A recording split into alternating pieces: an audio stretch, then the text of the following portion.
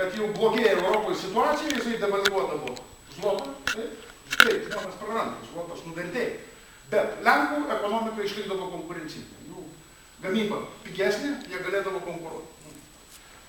Per zloto devalvaciją, nes yra kelias, kaip atpiginti, išlaikyti ekonomiką. Ką noriu pasakyti? Tada prie lito zloto. Tai aš stebiu taip, jeigu Lenkai devalvuoja zlotą, reiškia jau greitai bus problema. Jau ateina dar viena bangelė. Dabar, ką aš noriu pasakyti apie litą? Mes kalbam apie zlotą. Nesenai Lenkų premjeras pasakė, jie kaip ir bet kuri šalis, kuri įstojo su Europos Sąjunga, stojimo sutarty yra pas visus įrašyta, kad bus įvesta bendra valiuta, nenurodant terminą.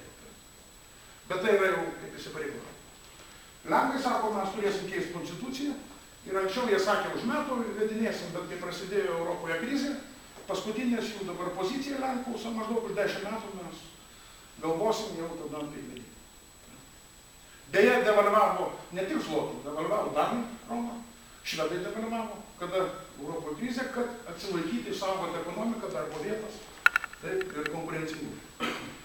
Kas yra su litu? Jeigu visi atsimenam, kai atsirado litas, taip, po vadinamų tų popieriukų vadnorkių, taip, aš niekad nesupratau, kodėl, kam buvo reikalinga tarpintis. Paskui, tai, po daug metų supratau. Kodėl. Bet ir, jeigu atmenat, mes turime valiutų valdybos modelį, tai yra svarbu. Taip, kada litą pririšom prie dolerio, 1:4. Taip, ką tai reiškia? Mūsų ekonomika. Ir Europos centrinis bankas, mes nepriklausom eurozonai, euro neturime, jie negali, Europos centrinis bankas mūsų reguliuoja. Jie duodavo rekomendacijas, kolegiškai, patarimus. Jie sakė, pas jūs yra pervertintas litas. 1:4 yra per stipri valiuta. Jeigu mes būtume turėję vienas doleris ten, ne 4, 5 ar 6 litai, mūsų pramonė, mūsų darbo vietos, mūsų eksporto galimybės būtų pigesnės ir konkurencingesnės. Ir jie visada sakė, pervertintas, per brangus, dolerių atveju. Ir ekonomistai sako, labai paprastai, tas kursas 1:4 su doleriu, paskui prie euro 3,458, tai pririšta. Tuo metu, kai pririšo, tai vadinama importuotojo kursas. Ką tai reiškia? Kada yra brangi valiuta, tai yra pasidarė žymiai pigiau 1:4, kai buvo, ir jūs atsimenat, kas dėjosi rinkoje, yra pigiau negaminti, o įsivežti ir importuoti prekes. Tai yra tos kompanijos, firmos, kurios įvežinė mūsų rinką buvo tuščia, visi kas įveža, yra naudinga prie tokio kurso, yra importuoti prekes, o ne gaminti. O mūsų gamyba nekonkurencinga su pigiom prekėm. Tada, vat ką reiškia importuotojo kursas, ne eksportuotojo. Ir pažiūrėkite, Japonija, Italija, kada buvo, lyra, jena, pažiūrėkite, 1:100 000, tie pinigai, taip, turizmo šalis, kokie kursai, taip, kad laikyti, tai irgi yra, nes valiutos kursas visada yra valstybė instrumentas pareguliuoti, išlaikyti savo darbo vietas, pramonę, paslaugas, tai yra labai stiprus instrumentas. Kai mes pririšom, mes to instrumento neturim. Lietuvos banke nebėra nei departamento, sako, mes jau nebemokam valdyti litų. Nes jis yra pririštas, viskas. Ta prasme. Ir va tas importuotojo kursas, ką tai darė? Tai darė, kad visiems buvo naudinga pirkti jogurtą vokišką, negu gaminti čia.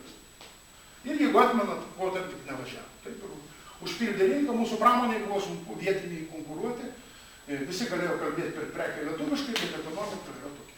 Tas pats, kai perrišo jau prie euro, tai tas pats išliko.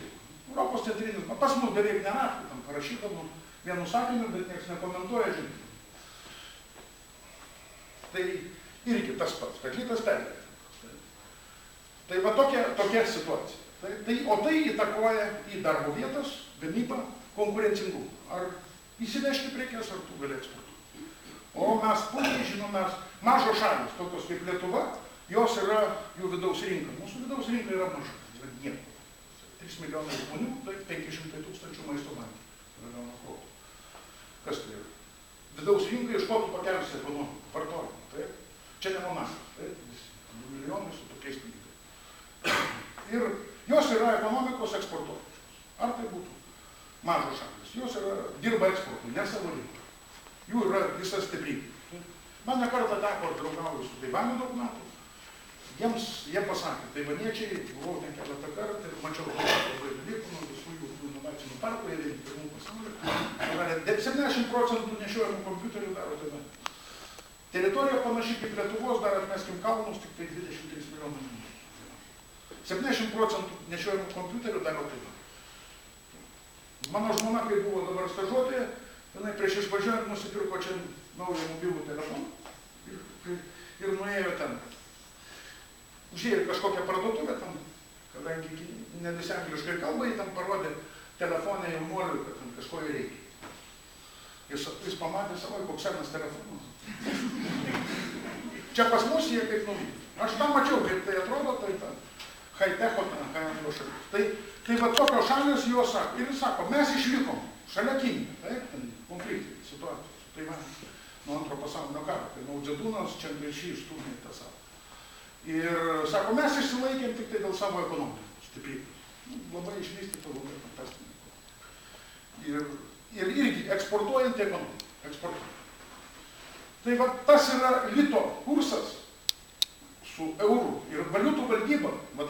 Valiutų valdyba vadinamas modelis, kada tu pririši valiutą kietai. Danų krona nepririšta kietai, gali 0,5% aukštyn žemyn nuo kurso, reaguojant į ekonominę konjunktūrą. Vadinami valiutiniai koridoriai. Mes kietai pririšom. Laisvos rinkos institutas visada sakė, pririšta, nieks nespekuliuos, valiutų nieks nežais, čia žmonės nepraras indėlių, ramu. Bet tada ekonomika, tai yra tada spaudimas didžiulis ūkis. Tada tu reguliuodamas valiutą nebegali suminkštinti krizių poveikių ir tada jau kerta tiesiai per darbo vietas, per gamybą. Nes kai yra jau pririšta, tu nebegali reguliuoti, nebegali sužaisti. Atpigindamas valiutą, tu padidini savo gyvybingumą. Laikinai, taip yra ir praradimai, bet tu gali tada kvėpuoti.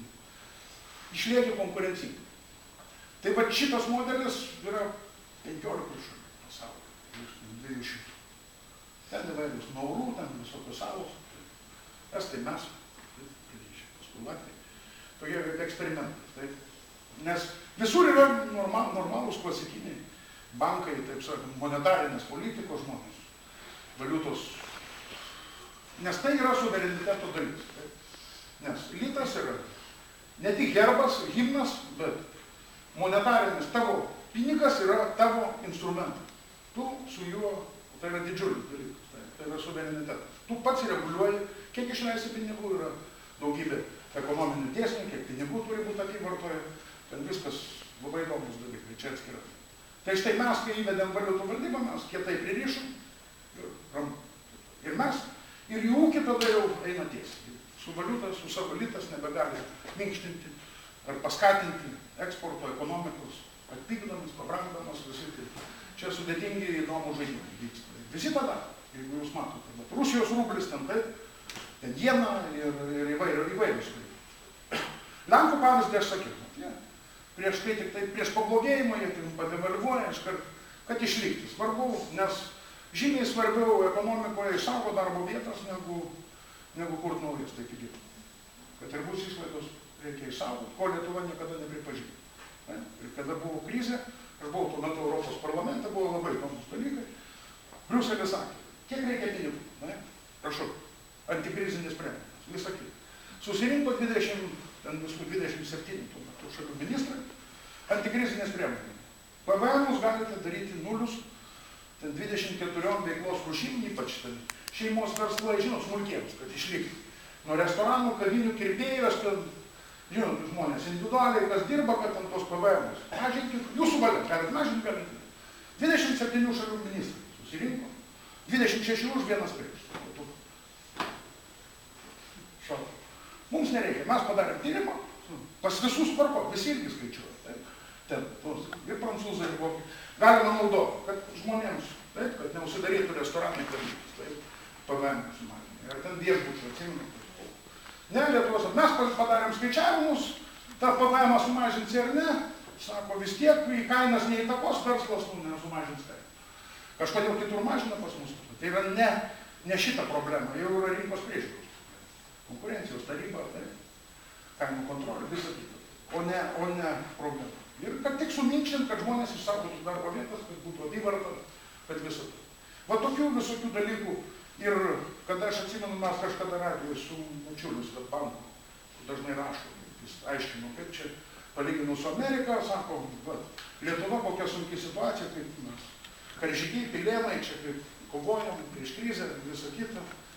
Krizė didžiulė, mes kritome labai žiauriai. Ir tai sako, palauk, skirtingai nuo Amerikos mes esam šiltnamiuose. Mes turime užnugarį Briuselį. Mums reiks 2 milijardų duos. Tik tai darykit. Briuselis sako, duokit kažkokias priemonės, jaunimui, taip. Dar kažką. Saugokit darbo vietas. Pas mus stabilizavo finansus. Nežiūrėjo darbo vietų, gamybos ir viso kito. Taip, jeigu atmėtų. Ne vieno žodžio buvo. Saugo darbo vietų. Amerikoje Obamos reitingai ir ekonomikos sviravimai, ten visą laiką spausdino darbo statistiką. Kiekvieną savaitę kiek darbo vietų. Naujų ir kiek padidėjo, sumažėjo. Taip, pagal tai sprendžia ekonomikos konjunktyra. Skaitliukas sukasi, kaip skola. Darbo vietų dinamika. Taip, mažėja, didėja. Čia yra vienas pagrindinių parametrų. Ekonomikos stiprybės. Pas mus niekam neįdomu, nieks nežino. Taip, yra kažkokia statistika, tai darbo biržos, bet tai nėra politikams, prašom. Per mėnesį ten tiek tai sumažėjo. Kaip reaguojat? Kada? Viena iš priežasčių, kad neveikia pas mus tos užimtumo programos. Yra. Atrodo tolima, bet niekaip nesusieta, bet jeigu atmenat, buvo pas mus panaikintos apskaitas. 10 apskaičių. Ir tiesiog